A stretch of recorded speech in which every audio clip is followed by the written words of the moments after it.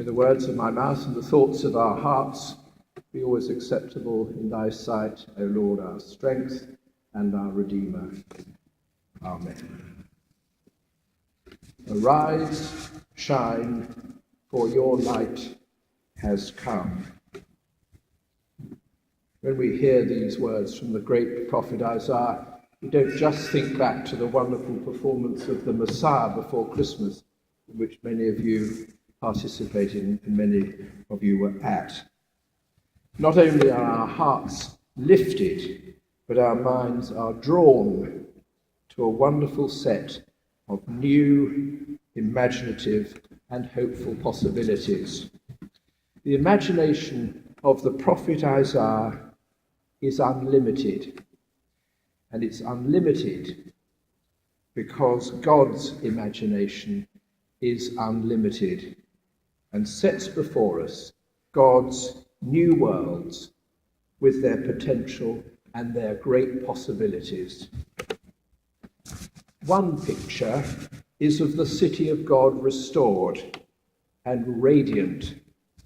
Look, says God, come in imagination to Jerusalem and see the new temple. There you will find my glory radiantly displayed. It will be so wonderful that everyone will stream towards it. It will be irresistible. And not only the first of my chosen people, the children of Israel, but all nations, all peoples will be drawn irresistibly towards it. And here is universalism in its best form, God's glory available and open to all. A second picture is of the Messiah, the future hope of God's people, and God says that Jesus will be a source of our joy, peace, and fellowship.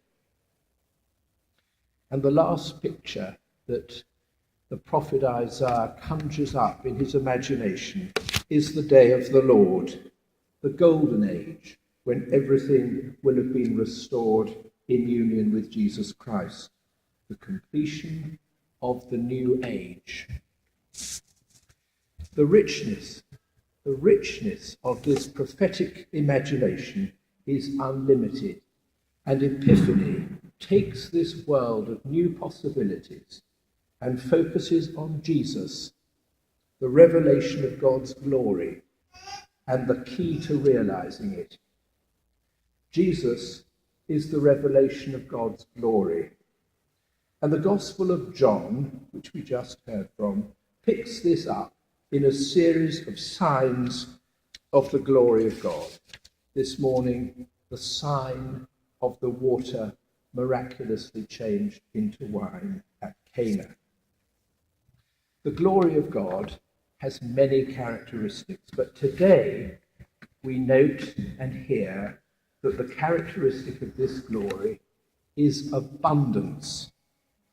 180 gallons of water are turned into the finest wine.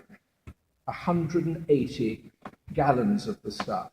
3 firkins doesn't quite capture it, does it? And even granted that wedding receptions went on for days, this is a colossal quantity of wine. And you and I can see it also as an example of the unlimited generosity and abundance of the grace of God. At the Epiphany, wise men or kings bring gifts. And one way of interpreting this is to hear God asking us to bring him our gifts, principally the offering of heart, mind, and will to be shaped by his grace. Bring yourself, and I will transform it. And the wedding feast at Cana may therefore be an invitation to bring him our situations where, frankly, the wine has run out. All of us, at some point, have experienced times when the wine has run out. It always does. Unemployment, the death of a relationship, a bereavement, the collapse of our business, the loss of a home. I think we can turn to Jesus with the situations we have where the wine has run out. And we can turn to him in the hopeful confidence that he will transform these situations, using the power of our own imagination to imagine ourselves through it and out the other side. Dawn on our darkness and lend us thine aid, as the Epiphany hymn has it. So then, imagination, glory, and gift. On this Epiphany, we celebrate the gift of God's glory, the revelation of Jesus to men from afar. We celebrate the manifestation of God's glory in the overflowing and abundant gift of his grace.